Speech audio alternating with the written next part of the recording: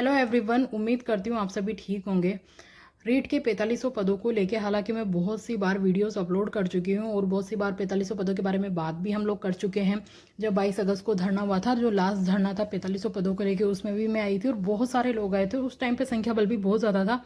फिर भी मुझे बहुत ज़्यादा कमेंट देखने को मिलते हैं कि आप 4500 पदों के बारे में कुछ भी नहीं बोलते हो। 4500 पदों का क्या रहा, बढ़ेंगे कि नहीं बढ़ेंगे? तो जो लोग बाग ये जानने के इच्छुक हैं कि 4500 पदों का क्या होगा, 4500 पद बढ़ेंगे कि नहीं बढ़ेंगे, कितनी संभावना है और सच्चाई क्या है, एक बार बताऊं, सच्चाई से ज़्यादा दिन तक अंधेरे में रहना भी, सच्चाई को अनदेखा करना भी बिल्कुल सही नहीं है कि आप सच्चाई को जानते हो फिर भी आप अंधेरे में हो। ठीक है, सच जान लेना, वास्तविकता से परिचय हो जाना भी मुझे लगता है कि अगर समय रहते हो जाए तो बहुत अच्छी बात है। ठीक है, तो बात करते हैं अब हम 4500 पदों की। तो देखो, 4500 पदों के ना बढ़ने का एक रीज़न, अब सबसे पहले मैं आपको बात बताती हूँ। मुझे बिल्कुल भी नहीं लगता कि 4500 पद बढ़ेंगे, बिल्कुल भी नहीं लगता, बिल्कुल भी नहीं, 1% भी नहीं लगता। अब इसका मतलब ये नहीं है कि मैं ये बोल रही हूँ तो कोई मैं 4500 पदों के खिलाफ हूँ। मैं खुद, मेरे जो मार्क्स है वो बॉर्डर लाइन के आसपास है। 4500 पद बढ़ेंगे तो मुझे बहुत ज़्यादा फायदा होगा, सबको बहुत ज़्यादा फायदा होगा। एक्चुअली देखा जाए तो जो लोग बॉर्डर पे क्या 1-2 नंबर ऊपर हैं वो भी अच्छे डिस्ट्रिक्ट मिल जाएंगे उनको। जिन लोगों के कट ऑफ से 1-2 मार्क्स कम है, 3-4 मार्क्स कम है, उनको भी बहुत अच्छा मौका मिल जाएगा।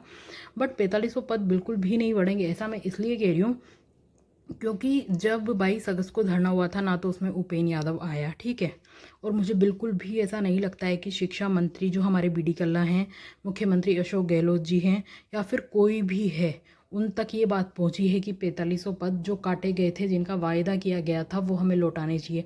बिल्कुल भी उनके कानों तक ये बात नहीं पहुंची है। क्योंकि मैंने ये देखा है कि लोग बाग ट्विटर पे और टेलीग्राम पे बस लड़ते रहते हैं कि इनको ज्ञापन दो, उनको ज्ञापन दो, धरातल पर संघर्ष करो, फलाना करो, ढीगड़ा करो। बाकी कोई ऐसा कुछ कर नहीं रहा है। मैंने भी बहुत सी बार लोगों को, उस दिन भी जब 500 बच्चे वहाँ पे आए थे, मैं कह रही हूँ 500 650 के आसपास बच्चे आए थे 22 अगस्त को, उस दिन भी सभी को आना चाहिए था। चलो हम एक बार को ये भी मान के देख लेते हैं कि स्टूडेंट्स की गलती नहीं है, बट सपोर्ट सिस्टम भी तो होना चाहिए ना।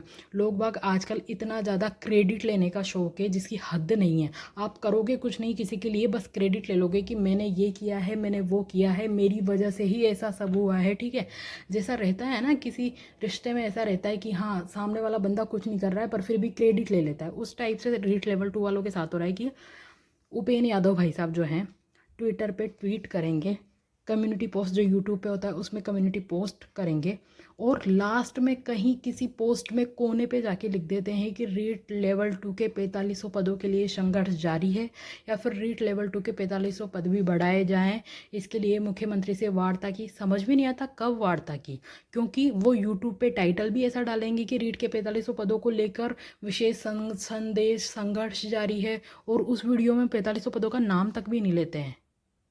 ये तो बच्चों की, मतलब बच्चों के दिल के साथ खिलवाड़ करना हो गया।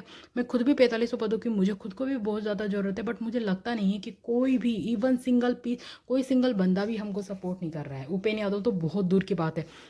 पहली बात तो जो अब मुझे ऐसा लगता है पर्सनली, मैं बताऊं आपको, जितने भी रीट लेवल 2 के स्टूडेंट मेरा ये वीडियो देख रहे हैं, मैं खुद भी रीट लेवल 2 की साइंस की सब्जेक्ट की हूँ, मुझे पर्सनली ऐसा लगता है, अभी 4 अगस्त को भी धरना है, 5 अगस्त को भी धरना है, जो जाना चाहता है वो जा सकता है, स्वतंत्र है।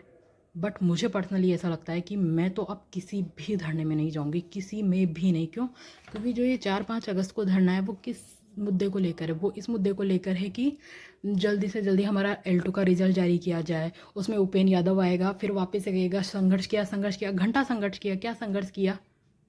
संघर्ष में ये रहता है कि आप रिजल्ट बहुत जल्दी निकलवा देते। एक बात बताऊँ, आप 4 तारीख को संघर्ष करो मत करो, 5 को करो या मत करो, आपका रिजल्ट आएगा ही सही। जिसका सिलेक्शन होना है होएगा ही सही। आचार संहिता के पहले नियुक्ति मिलेगी सही। गवर्नमेंट बेवकूफ़ नहीं है जो खुद का पूरा जो किया कराया रायता फैलाया, खुद ने जो पुण्य उन्होंने किया है उनकी नज़रों में, उसका क्रेडिट वो किसी और को दे देंगे। कोई किसी को भी क्रेडिट नहीं देता है। जब उन्होंने वैकेंसी निकाली है, उन्होंने एग्ज़ाम करवाया, रद्द हुआ, फिर वापस से करवाया, तो ऑब्वियसली उनके ही कार्यकाल में वो नियुक्ति देंगे, ऐसी उनकी पूरी कोशिश रहेगी और देंगे भी सही।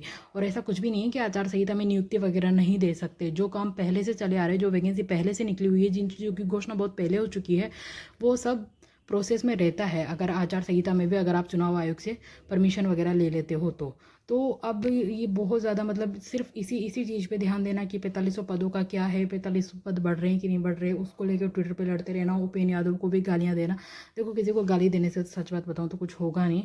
हम मानते हैं कि कोई हमारा सपोर्ट नहीं कर रहा है, बट हम क्यों अपनी ज़बान को गंदा करें किसी को गाली दे के?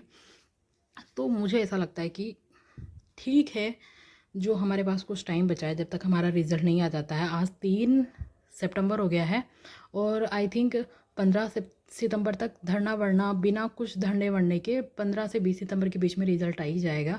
मोस्टली तो सारे सब्जेक्ट का आ जाएगा, 5-6 का, कुछ एक आध जो उर्दू वगैरह ये छोटे सब्जेक्ट होते हैं, पंजाबी वगैरह जिनमें कैंडिडेट्स कम होते हैं, उनका हो सकता है शायद 21-22 तक आए, बट 15 से 20 सितंबर तक मैक्सिमम रिजल्ट्स आ जाएंगे।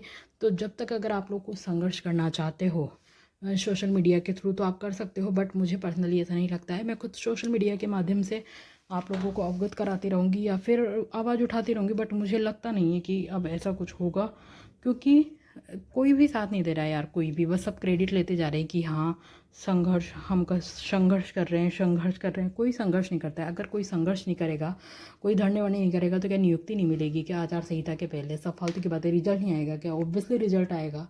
पेपर दिया है अगर तो उसका रिजल्ट इस साल नहीं अगले साल आएगा तो सही। ऐसा कुछ भी नहीं है, सब फालतू की बकवास बातें हैं। और मुझे एक बात बताऊँ, ये लगता है कि जो बच्चे जिनका सिलेक्शन 1-2 नंबर की वजह से रह जाएगा, बिल्कुल किनारे पे आके रह जाएंगे।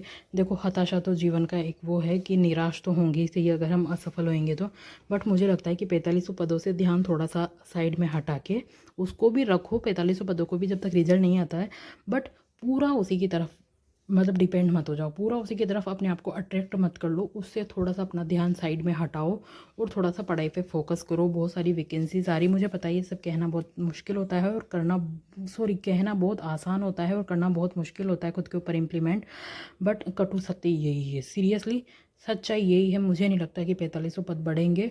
ऐसा नहीं है, इसमें ये नहीं कह सकते हम कि भाई हार मान ली वगैरह, ये सब फालतू की बातें हैं। देखो, बट मुझे ऐसा लगता है कि जो वैकेंसीज हमारे सामने अभी सितंबर में वापस से नई रीट की घोषणा होगी, जो बच्चे बिल्कुल फ्रेशर थे या फिर उन्होंने कम प्रिपरेशन करके दिया था, उनको वापस से रीट की प्रिपरेशन कर लेनी चाहिए।